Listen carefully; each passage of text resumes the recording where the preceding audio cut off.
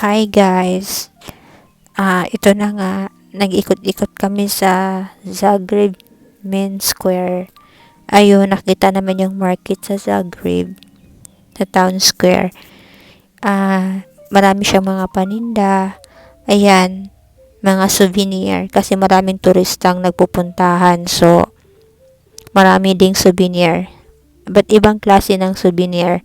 So, pag kayo'y napunta sa Zagreb, Croatia, sa Main Square, sa Town Square, ayan po ang makikita nyo. Ang gaganda ng mga paninda nila, tsaka pang souvenir nila.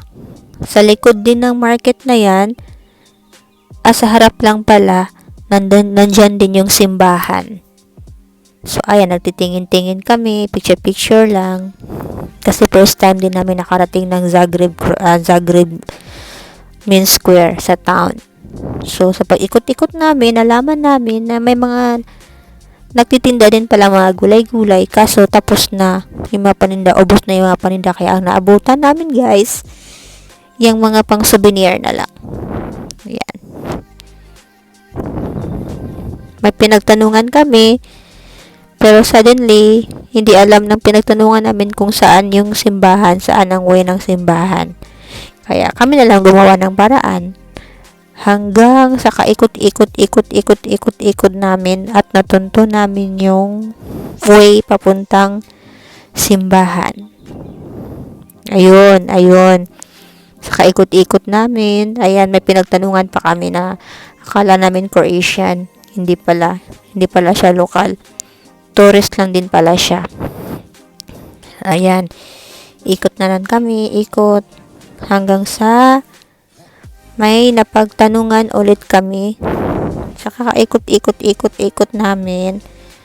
Ayan, ang ganda ng tanawin. Ayan, ikot lang naman ang ikot. Ayun, ikot na naman ang ikot. Ayun, may isang lalaki.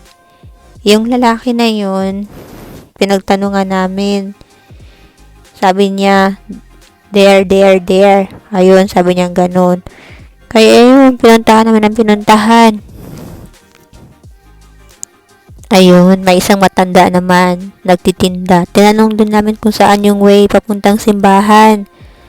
Ayun na nga guys. Ayun, tinuro na niya kung saan. Ayun, napuntahan na namin. Umakyat kami sa hagdanan. Sa pag-akyat namin sa hagdanan, ang dami pa rin mga paninda. Ayun. May mga souvenir pa rin. Ang daming mga turistang nagdaanan. Andyan, ayan. Ikot na lang kami ng ikot. Ayun. May mga nagtitinda na naman. Hanggang sa palakad-lakad namin. Hanggang sa hinanap namin yung simbahan. Ayun, may mga paninda na naman. May mga panindang, may restaurant.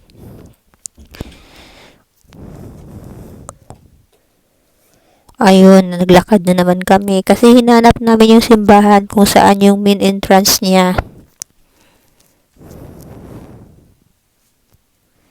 Ayun, sa paglalakad namin, napunta kami sa isang tindahan nga puro souvenir din. Ang ganda ng mga souvenir niya. May I Love Croatia. May ayan, pumasok kami sa loob, guys. Tinignan muna namin sa labas.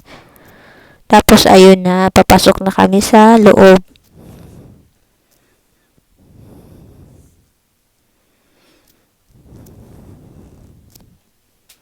Ayan, sabi namin sa may-ari, it's okay to see. Sabi niya, it's okay, no problem, come, watch. So, ayun na nga, tinignan namin yung paninda nila sa loob. Ang gaganda ng mga paninda nila. Ayun, ang daming may pang Christmas lights. Lahat souvenir. Kasi maraming turistang napasok, maraming turistang gumagala.